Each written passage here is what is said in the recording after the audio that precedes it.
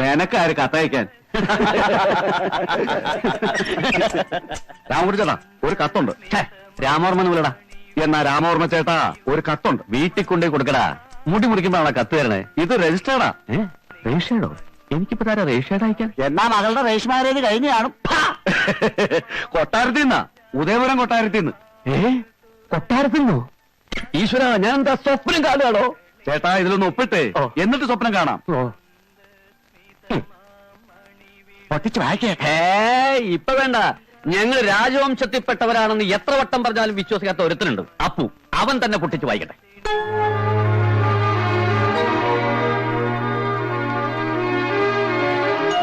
എന്താ അപ്പു, എന്താ വിശേഷം? ഉദയപുരം കൊട്ടാരത്തിൽ നിന്ന് പാലസ് സെക്രട്ടറി നാളെ ഇങ്ങോട്ട് വരുന്നു. ഈശ്വര, എന്തിനാണാവോ പുറപ്പാട്? പണ്ടിവിടത്തെ മുത്തശ്ശിയെ രാജാവ് കണ്ട് മോഹിച്ച് സംബന്ധം ചെയ്തതല്ലേ? അതെ. ആ വകയിൽ ഏക്കർ കണക്കിന് ഭൂമി കര ഒഴിവാക്കി തന്നിട്ടില്ലേ? അതെ അതെ. അതൊക്കെ വിറ്റും കളഞ്ഞു. ഒരുപക്ഷെ അതൊക്കെ പാട്ടത്തിന് തന്നാവും. ഇപ്പൊ അത് തിരിച്ചെടുക്കാനോ ജപ്തി ചെയ്യാനോ ആയിരിക്കും സെക്രട്ടറിയുടെ ഈ വരവ്. എന്റെ ഈശ്വര,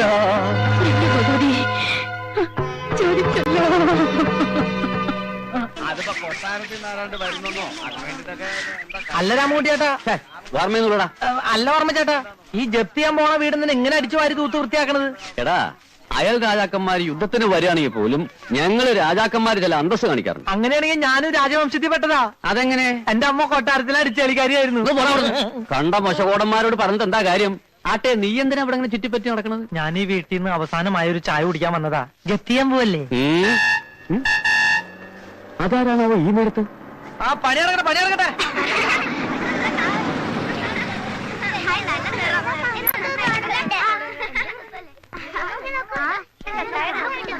ആരാണാവോ?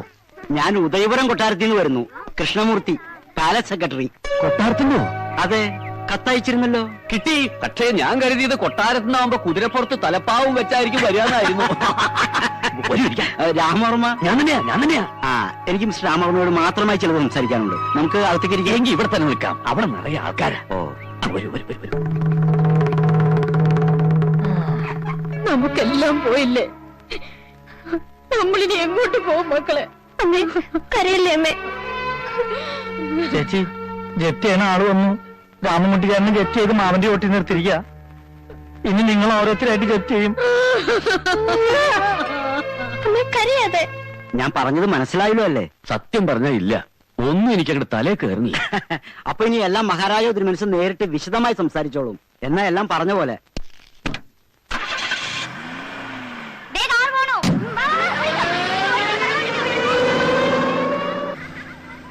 എന്താ ചേട്ടാ, എന്താ പ്രശ്നം?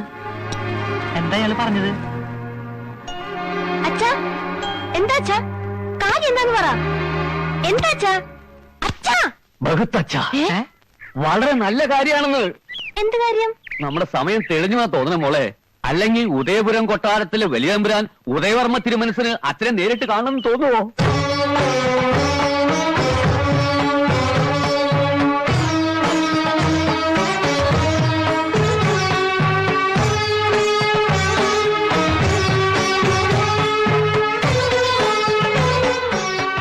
രാമവർമ്മ ഇരിക്കൂ.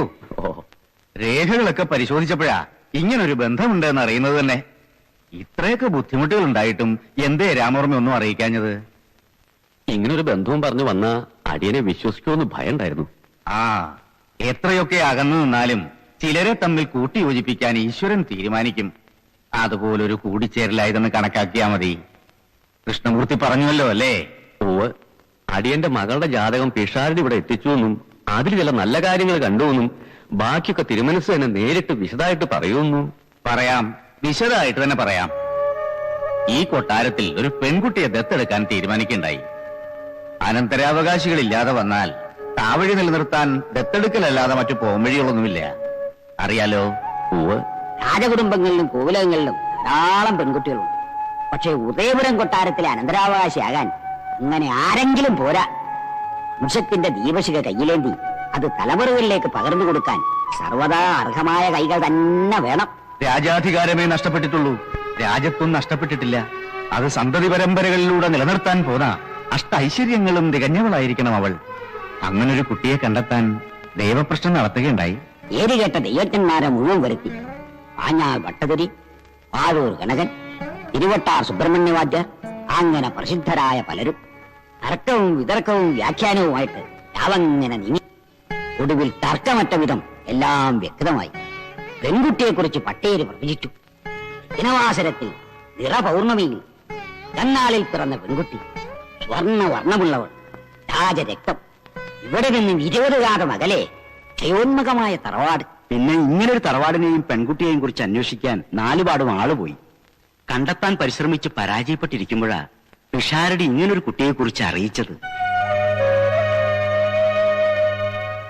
ഇനിയും മനസ്സിലായില്ല എന്നുണ്ടോ? ഈ സ്വരൂപത്തിന്റെ സുഹൃതമായി അനന്തരാവകാശിയായി ഈശ്വരൻ നിശ്ചയിച്ചിരിക്കുന്നത് രാമവർമ്മയുടെ മകൾ മായയാണ്.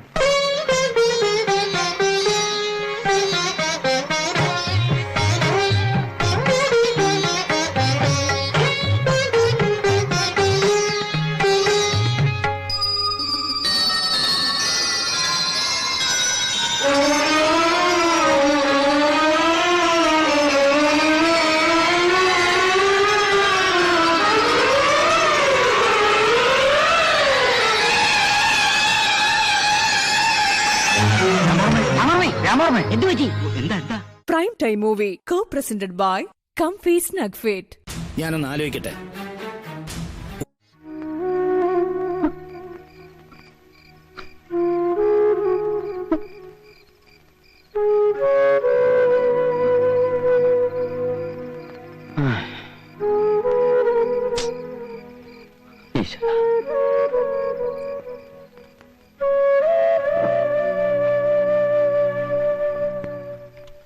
ഒരു കുഴപ്പമില്ലാതെ ഇവിടെ നിന്ന് ഇറങ്ങിപ്പോയ മനുഷ്യനാ. ഇനി വഴിക്ക് വല്ലതും കണ്ട് പേടിച്ചു കാണുമോ? വല്ലതും പറഞ്ഞോ? ഇല്ല, ഒരക്ഷരം വേണ്ടിട്ടില്ല. വന്നി ഉടനെ കിടന്ന് കിടപ്പാ. ഇനി പഴയ കടത്തിന്റെ പേരിൽ കൊട്ടാരത്തിലെങ്ങാനും കെട്ടിയിട്ട് തല്ലി കാണുമോ? അപ്പോഴേ ഏയ്, വേദന ഒട്ടും സഹിക്കാത്ത ആളാ. എന്താ അമ്മ ഇത്? ഇങ്ങനെ കരഞ്ഞ കുട്ടികളെ കൂടെ പേടിപ്പിക്കും. പേടിക്കാനൊന്നുമില്ല, ചെറിയൊരു പനി അത്രേ ഉള്ളൂ. പിന്നെ മായ നകത്തുള്ളൂ, കാണണമെന്ന് പറഞ്ഞു. അപ്പോയി പിന്നെ പ്രത്യേകിച്ച് പ്രശ്നങ്ങളൊന്നുമില്ല. അച്ഛാ,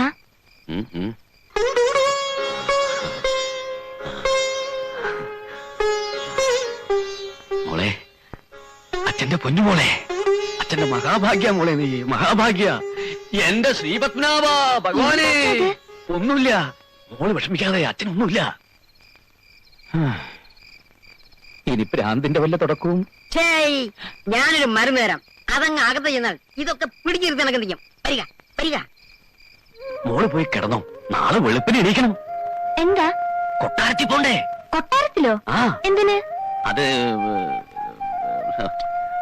എന്താ അച്ഛാ? ഒന്നുമില്ല. ഓ, ആ കൊട്ടാരവും രാജാവിനെയും വെല്ലിയമ്പ്രാട്ടിക്കൊന്ന് കാണു തന്നെ. അയ്യോ, എനിക്ക് കാണണ്ട. എന്ത്? അച്ഛൻ കണ്ടിട്ട് വന്നിട്ടല്ലേ ഈ കിടപ്പ് കിടക്കണത്? ഇത് അതൊന്നുമല്ല. മോൾക്ക് കാണുക പറ, അച്ഛൻ കൊണ്ടുപോവാ. പിന്നെ വേറെ ആരും ഇത് അറിയണ്ട. അച്ഛന്റെ കൂടെ അച്ഛന്റെ പൊന്നുമോള് മാത്രം വന്നാ മതി.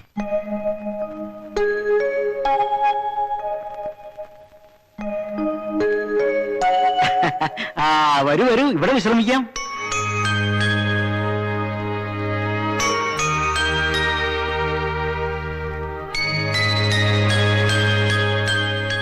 എന്താ അങ്ങനെ മിഴിച്ചു നിൽക്കണേ? എന്തായി കാണണേ? ആദ്യം വന്നപ്പോ ഞാനും ഇങ്ങനെ നിന്നുപോയി. ദ്വാരക ചെന്ന കുചേലന്റെ അനുഭവമായിരുന്നു എനിക്ക്. എങ്കിൽ ഒരു അവൽപ്പൊതിയൂടെ കരുതായിരുന്നില്ലേ? ഏതാ ഈ കുചേലൻ? പരമേശ്വരൻ. എന്തെങ്കിലും ആവശ്യമുണ്ടെങ്കിൽ ഇയാളോട് പറഞ്ഞാൽ മതി. അതെ, എന്തു ചോദിച്ചാലും തരാൻ സാക്ഷാൽ പരമേശ്വരന് മാത്രമല്ലേ കഴിയൂ. വലിയ ബലിതപ്രയനാണെന്ന് തോന്നുന്നു. അയ്യോ, അച്ഛൻ അറിയില്ലേ? ഈ ഫലിതബന്ധുക്കൾ കണ്ടുപിടിച്ചതേ ഇദ്ദേഹ. കണ്ടോ നിങ്ങള്? കുട്ടിയെ കണ്ടോ? ഏയ്, കാണാൻ പറ്റിയില്ല. പരമേശ്വരൻ വരുന്നുണ്ട്, ചോദിക്കാം. പരമൂന എങ്ങനെയുണ്ട്? നല്ല സുഖമുണ്ട്, ഒന്നുകൂടെ അമർത്തിക്കോളൂ. ആ കുട്ടി എങ്ങനെയുണ്ടെന്നാ ചോദിച്ചത്. ഏയ് പോരാ, ആ സാധനത്തെയാണോ രാജകുമാരിയാക്കാൻ പോണത്? അതിനെ തിരുമനസ് ഇപ്പൊ തന്നെ ഇവിടെ ഓടിക്കും. ഒന്ന് മാറിക്കേ, മാറിക്കേ, ഒന്ന് മാറിക്കേ. വന്നോളൂ. വന്നോളെ.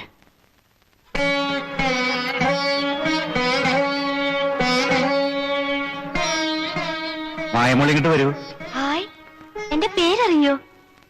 മഹാരാജാവിന് അറിയാത്തതായിട്ട് എന്തെങ്കിലും ഉണ്ടോ മോളെ? മോള് ചെല്ല്.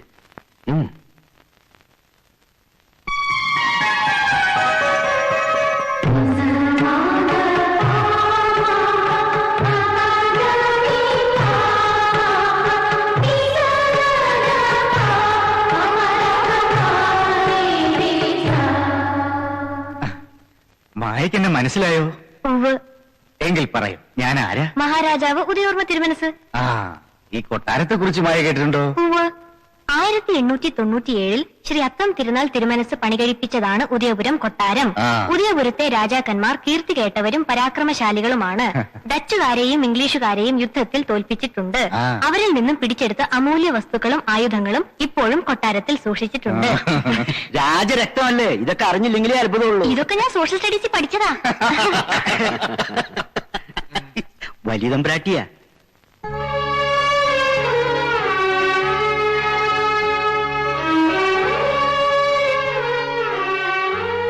മായയ്ക്ക് ഞങ്ങളെയൊക്കെ ഇഷ്ടായോ? വല്യമ്പരാറ്റെ കണ്ട ആർക്കാ ഇഷ്ടാവാത്തത്? തമ്പുരാറ്റെ കാണാൻ ഞാനൊരിക്കൽ വന്നിട്ടുണ്ട്. എപ്പോ? ക്ഷേത്ര ദർശനത്തിന് വന്നപ്പോ. പക്ഷെ കാണാൻ കഴിഞ്ഞില്ല. അവിടെയുള്ളവര് ഞങ്ങളെയൊക്കെ ഓടിച്ചു. ഇനി മായ എന്റെ അടുത്ത് ആരും ഓടിക്കില്ല.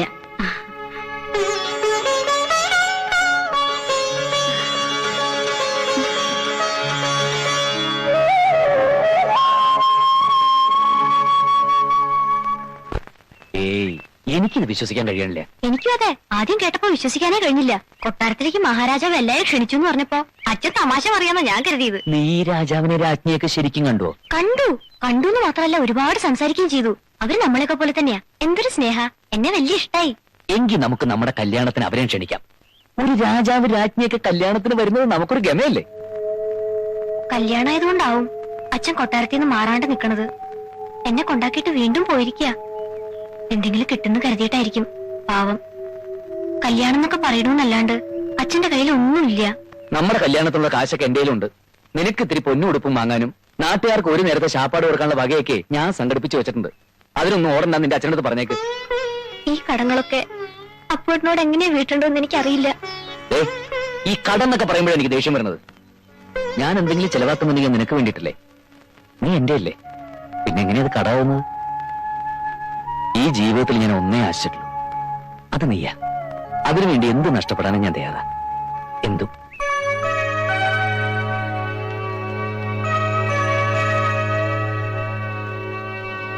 രാമവർമ്മയുടെ തീരുമാനം പറഞ്ഞില്ല. സത്യം പറഞ്ഞ അടിയന് ഇപ്പോഴും ഒരു തീരുമാനത്തിലെത്താൻ കഴിഞ്ഞിട്ടില്ല. ഈ സ്വരൂപത്തിന്റെ ഭാവി തന്നെ നിങ്ങളുടെ തീരുമാനത്തെ ആശ്രയിച്ചാണ് ഇരിക്കുന്നത്. രാജ്യം പോയി, അധികാരം നഷ്ടപ്പെട്ടു, രാജ്യം മന്ത്രിമാർ കൈയടക്കിയപ്പോ രാജാവിന് രാജാവെന്ന പേര് മാത്രം ബാക്കി. എനിക്ക് ശേഷം അതും ഇല്ലാണ്ടാവുന്നുള്ള സ്ഥിതിയായിപ്പോ. എന്റെ കാലം കഴിഞ്ഞാൽ ഈ ഇരിക്കുന്നതൊക്കെ ചില്ലുകൂട്ടിലെ കാഴ്ചവസ്തുക്കളാകും. ഉദയപുരം കൊട്ടാരം കാഴ്ചവെക്കിളാവാകും.